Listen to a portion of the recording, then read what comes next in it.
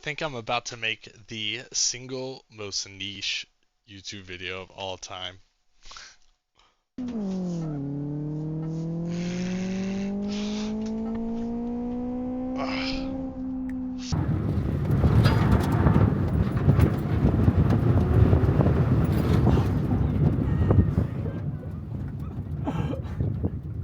Sim racing itself is like inherently niche, and then autocross, like, and then this super old game, Live for Speed, that's like early 2000s. But it's awesome. This game, Live for Speed, is so fun. The physics are really good. And then autocross is this discipline in race. Like, I feel like people sim race and they get, like, if you ever get the opportunity to sim race, what people like to do is they like to dream of, I'm going to drive an F1 car around a track I could never travel to, these kind of big dreams and these big exciting things, which totally makes sense. But in real life, if you're ever gonna, if you're an average normal person, if you're ever gonna get an opportunity to be behind the wheel of a car, it is gonna be something like autocross, which is something that we do in America. I think maybe it's done in other countries as well, but it's basically you're in a parking lot, there's cones set up, and you race around those cones, and you see how fast you can go, and you can use your daily driver car, you can use whatever car you have, right? So I'm going to show you, I have an autocross coming up here in a week. Yeah, about a week. 1 week from today. 1 week from tomorrow, actually. And I've been practicing, and I'm going to show you how I've been practicing. So we have Live for Speed here, and one thing that's cool is you have all these different tracks and stuff with different layouts, but you have this autocross thing, autocross location, I guess. And then at that autocross location, it comes with standard with three different layouts. But I downloaded from online. People have posted their own layouts, and it's pretty cool because some of these you can see where it says SCCA. That's like the it's like a real track layout that was used for an SCCA event, which is pretty cool. So a lot of these are actual autocross tracks from real life, so it's going to give you a more realistic experience. You know what I mean? So I'm going to actually do one I've never done before, and I'm going to show you how I'm using this to train for my personal event coming up. So this is not the exact layout that I'm going to be driving, but I'm going to be using this as I would in real life. So last time I went to an autocross event, I had 8 runs total, and you have to get up to speed really, really fast. I think that's one of the like really big challenges of autocross is getting up to the pace very fast. So I drive a 2014 Mazda 2 that has coilovers and that's it. Uh, Tires, wheels and tires, and coilovers. So I grabbed this car, which has in its stock form is a little bit more powerful than my car, and a little bit lighter than my car, and has some stiffer springs and some things like that, right? So luckily, I can actually change all this stuff here in Live for Speed. I can change suspension settings. I can change steering ratio. I can make it go from having a limited slip differential to having an open diff, which my car has. Uh, Oops, it says locked diff there on that setup. I've been practicing. Oh, that's not good. I've been practicing with a locked diff up front, and I should be practicing with an open diff up front. So we'll see if that changes some things. But I tried to set up my car relatively similar spec wise, and it's not going to be one to one, obviously, right? Like it's a simulator. This car isn't even modeled after my car. It's not going to be one to one, but I got it as close power to weight as I could with my car. I got it as close with the weight towards the front and the rear. I looked up the coilovers that I have, and I tried to get the spring rates close. Um, you know, trying to make this as similar to my real life car as possible. All right, here we go. So the first thing we gotta do is we actually have to do a track walk. You don't go out on track blindly. You only have 8 runs at it. You really have to learn the track as fast as you can. I want to do multiple track walks to just get the track ingrained in my brain before I even drive on it. So, all right, track walk again. Let's see if this one makes sense. Okay, so going forward and apexing around that cone into this little bus stop area. So I'm going to want to get as close to that cone as possible. We're going to want to come out as wide to there as possible. And we're going to want to cut through here. Okay. I'm guessing we go through there as well. Yep, yep. The arrows are just massively confusing here around this cone and hang a tight, tight left. Okay, I think I understand it. All right, I'm going to drive it really slow. All right, we've done our little track walk. I kind of rushed it a little bit, but then now I'm going to drive super slow, which is kind of like a track walk as well. And my throttle is actually working. So I think what we do is we go around that cone. I believe we enter here. Yep. Yep. Okay. Then we come around here and we go through this opening here. Back through there. Oh, this is a cool layout. Tight left, I think. Yes. Back through there. This is a really cool layout. Okay. Oh, wait.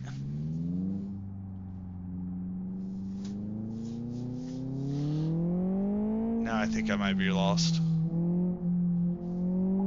don't know how I got there. Okay, somehow we got to the end. A little bit lost.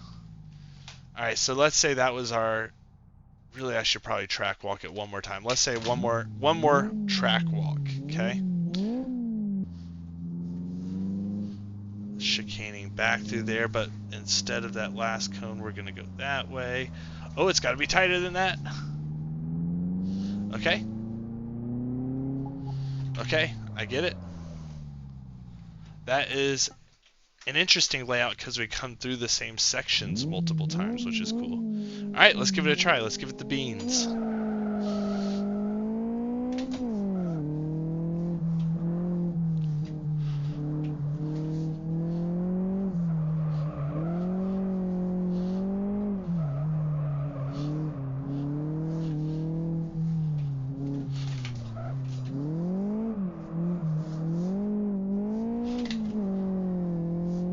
Okay. Oh, that wasn't good.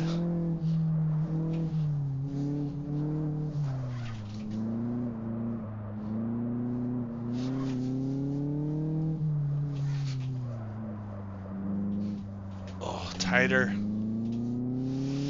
Okay. 46. Well, we can be a lot faster than that, can't we? Alright, so that was run 1. We're going to give it 5 runs. So that was run 1.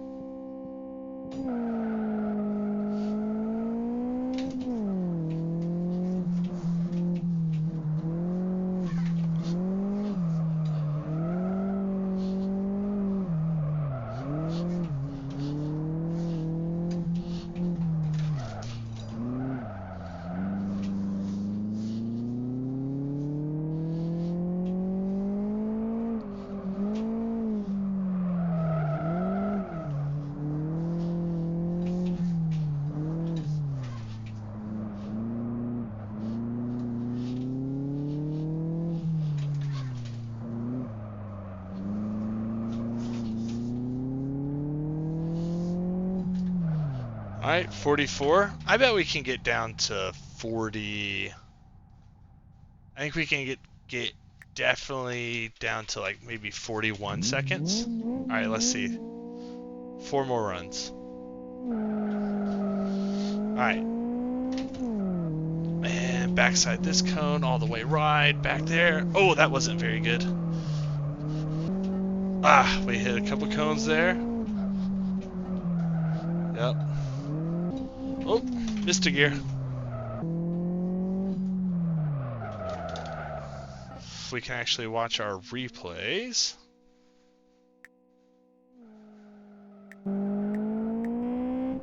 Different camera angles. Oh, we are not very close to those cones there. That was horrible. Missed a shift. Alright, here's what I wanted to see. Okay, so that needs to be tighter. I need to really backside this cone. I need to be going slower right here. Picked up on a couple things I was doing wrong.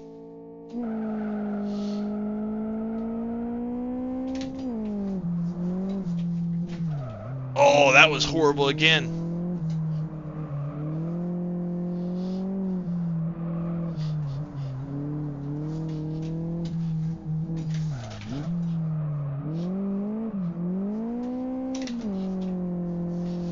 That was decent through there.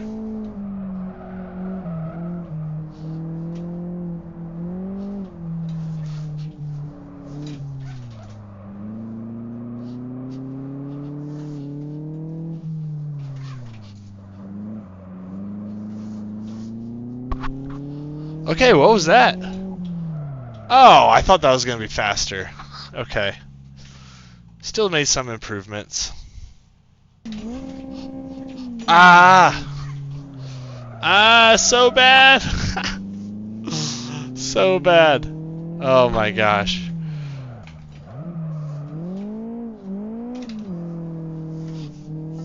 I think I need to leave it in second gear. Okay. Shall we give it one more run? These have been horrible runs. Alright. Gosh. Okay. Okay. Last try for real, for real. The amount of times I end up saying last try doing this. And I'm not going to get that luxury on race day.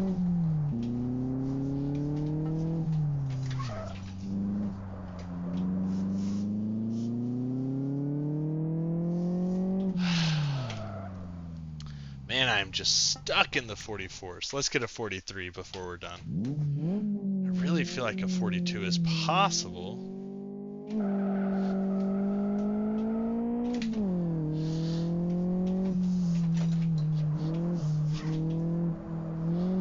That was much better.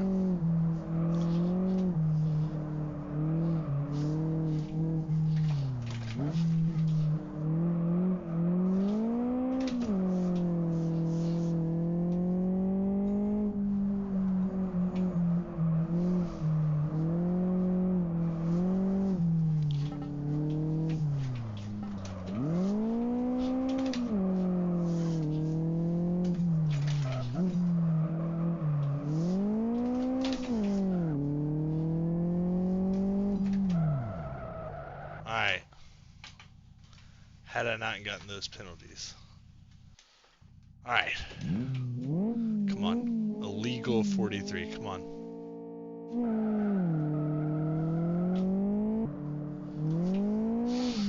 Okay. 43. Come on.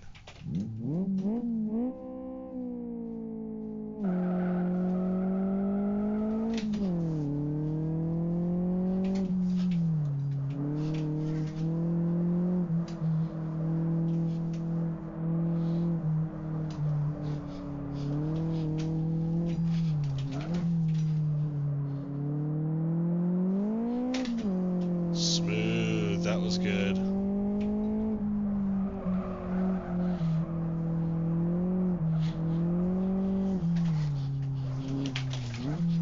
This has been good so far.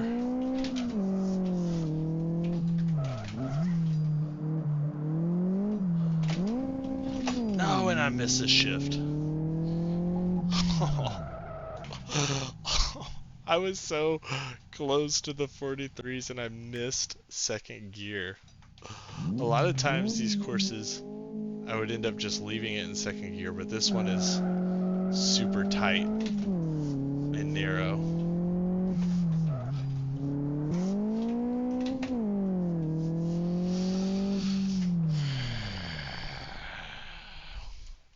This is when it gets intense and frustrating. All right, come on.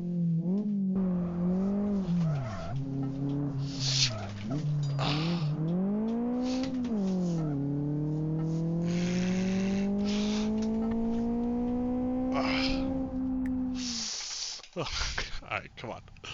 Last try for real. For real. This has to be my last try. 43, come on. Oh my gosh. I turned too tight. Okay. I'm just gonna be so smooth here. Smoother than you've ever seen before. Less frantic.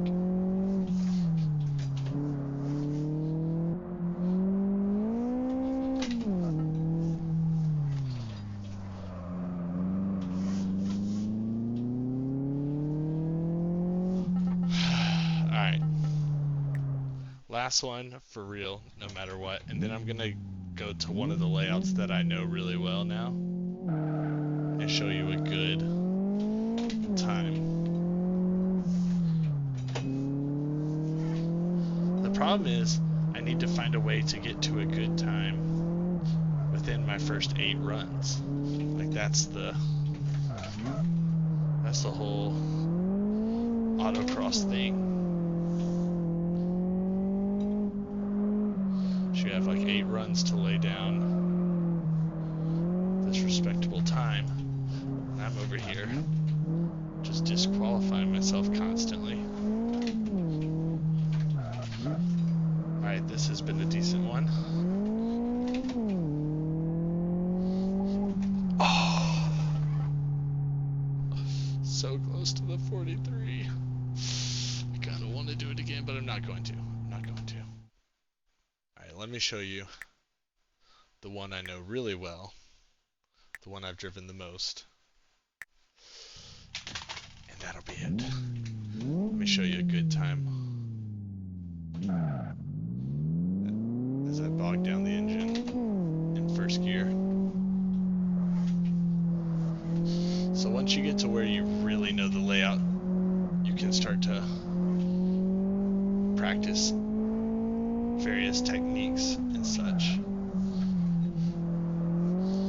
And really understand your car control.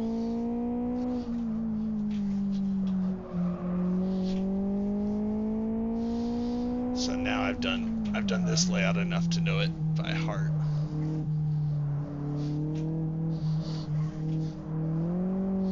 So we can get this one first try, no warm-ups. First try, no warm-ups. Famous last words. I'll probably hit a cone. This has been smooth so far.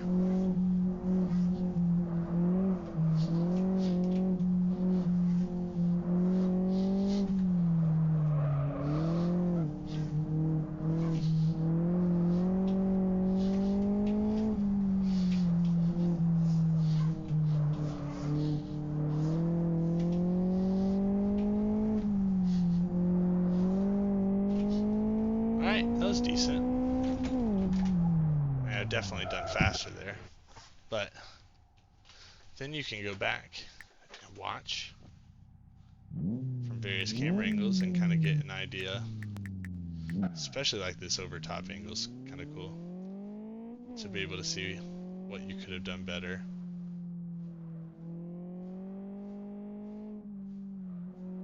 Could have been closer to the final cone.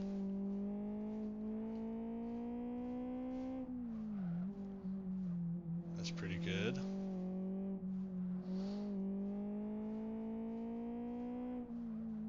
Just leaving a lot of space between the cones. It's hard when you're relying on the screen's FOV. But looking pretty smooth.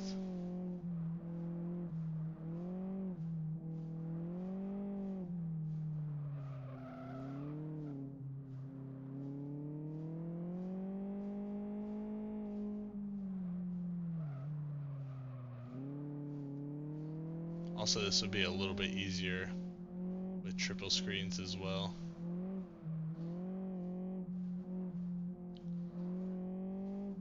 Or VR or something like that to be able to get a really good view of the various cones.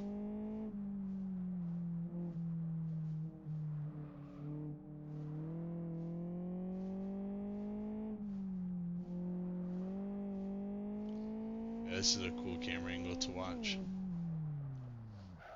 Into the wall. So, autocross, live for speed. It's a lot of fun. But the goal, like I said, is to get up to speed within like 8 runs, because that's what you have in real life. And this is a great way to practice that. So, yeah. Go out and autocross. It's the cheapest way to do motorsport in real life. The Mazda 2.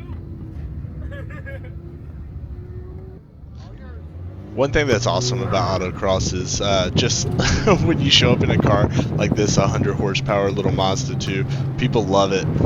This is my first run, definitely not even anywhere close to the limit here, but because I did 4 track walks and I even drew out the track on a sheet of paper, I had it fully memorized before I even started. So unlike on Live for Speed where you saw me kind of struggling to understand the track at the beginning, I definitely had the track figured out before even my first run, which was a huge advantage.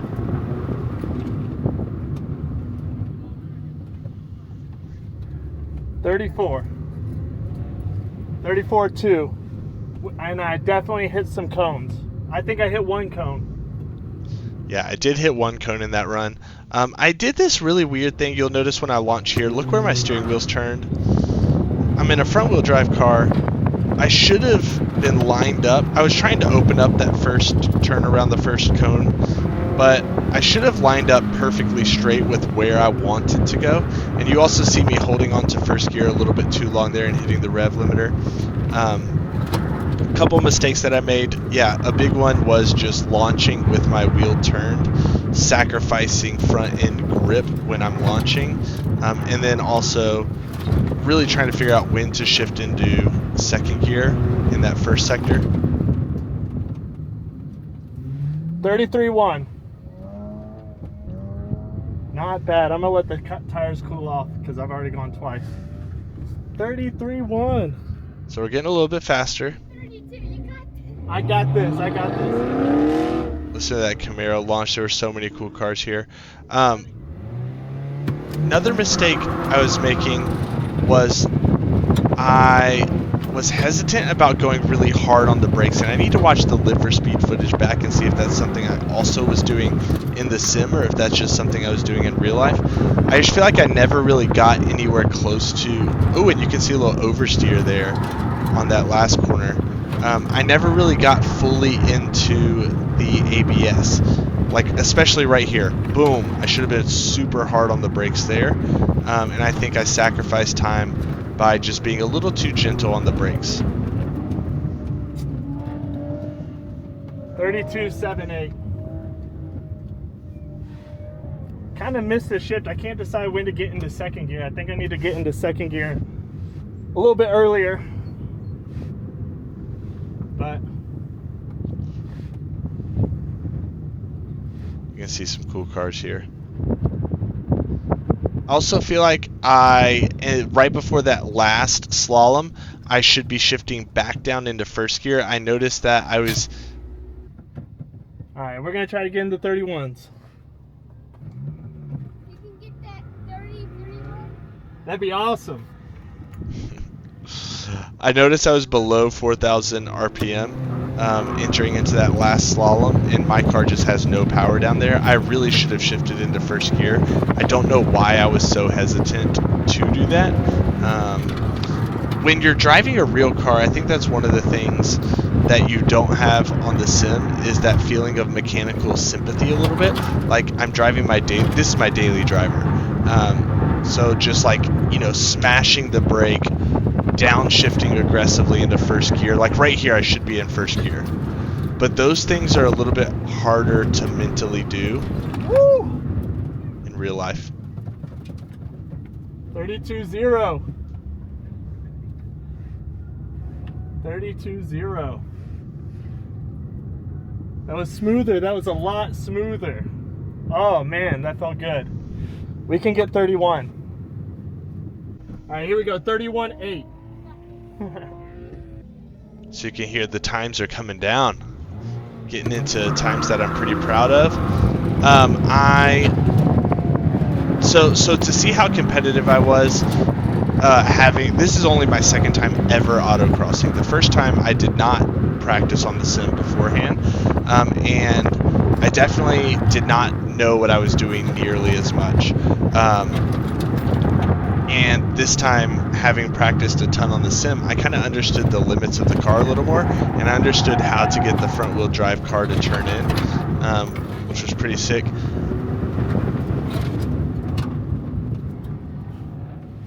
31.6. 31.6, baby, run 5. We're just getting faster and faster. Heck yeah, dude. Such an adrenaline rush. I think I'm gonna try to tighten my front dampers before this next run. 30s, here we go.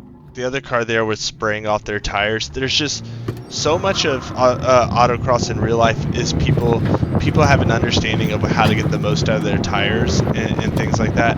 I'm on 300 treadwear tires here, not even 200 treadwear tires. I'm also in basically the slowest car, like a slow car in my class, and I'm in a very slow class as well.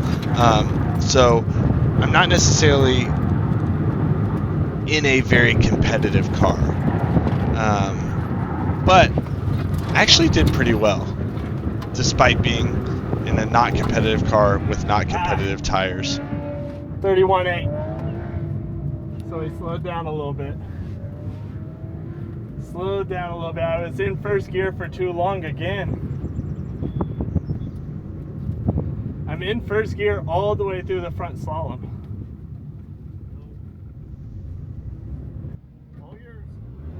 And so there's this system called pack system, which is basically, tries to make all the classes even based on time, and it's, there's so many flaws with it with autocross, and like I'm in a slow car in my class. There's way faster cars like Fiesta STs and stuff like that are in my class. So it's not really possible for it to be even across the board. But based on the pack system, I actually finished 25th out of 63 drivers, and I'd say that's really good considering, again, it's my second autocross. My car is not great for my class, and my tires really aren't great. Alright, 31.9. I think I actually need to go back on the clicks on the dampers. It's going to be my final run. I'm going to soften up my front dampers. Still stuck in the 31s. This is my last chance right here. I'm going to absolutely send it. And my takeaway, this is my last run. Actually, you know what? I'm going to be quiet during the last run. Let's just enjoy it. It's my fastest.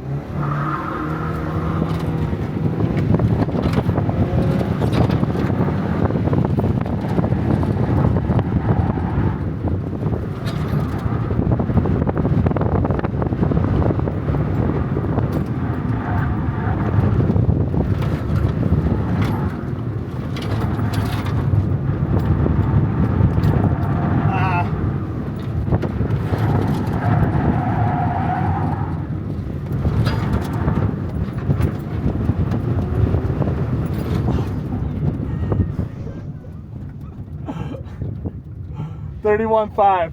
Best run of the day though. $31.5. I know I could have been faster. So a little bit off, a little bit softer on the dampers. Those 5 clicks is actually on the front. Was actually a little bit faster. 31.5 though, not bad. I missed a few. Like I could have been closer to some cones, but also could have shifted into first at the end. But pretty proud of that time. Really proud of how I did. And I think absolutely, like the sim helped without a shadow of a doubt. Like there were other cars out there that I know were faster, had better tires, had better setups, and I was able to compete with them. And I think that all comes down to the time I put into Live for Speed. That sim, um, because I was able to set the car up so similar to how my car drives, and that sim is pretty realistic, it was able to teach me that driving style. Because it's interesting because, the first time I went out to autocross, the only sim racing I had done was on a circuit sim racing, and that driving style is so much. Your hands are a little bit slower. Your feet are doing things a little bit slower, and it's all about like hitting an exact brake marker. It's just such a different driving style than autocross. So having a sim, Live for Speed, where I can actually practice the discipline that anyone with a daily driver, anyone with $50 can go to an autocross. I mean, how sick is that? That then we have a sim, Live for Speed, where we can actually prep and prepare for that style of driving. I just think this is so sick. I'm so hyped I made this video. There's probably way more I could talk about it. I could talk about like the way the car felt compared to how it felt in real life, things like that. It would probably make this video into an hour-long video. I'm not going to do that to you guys, but if you want to see some of that in the future, if you want to hear more thoughts on going from sim to autocross, and me using Live for Speed as a training tool for my autocrosses, I definitely can make more videos about it. But this was really fun. Thank you so much for watching. I'm going to sign off there. Yeah, and I'm going to leave the results and stuff from my autocross up so you can see those. Yeah, but thanks for watching. I'll catch y'all in the next one. Peace.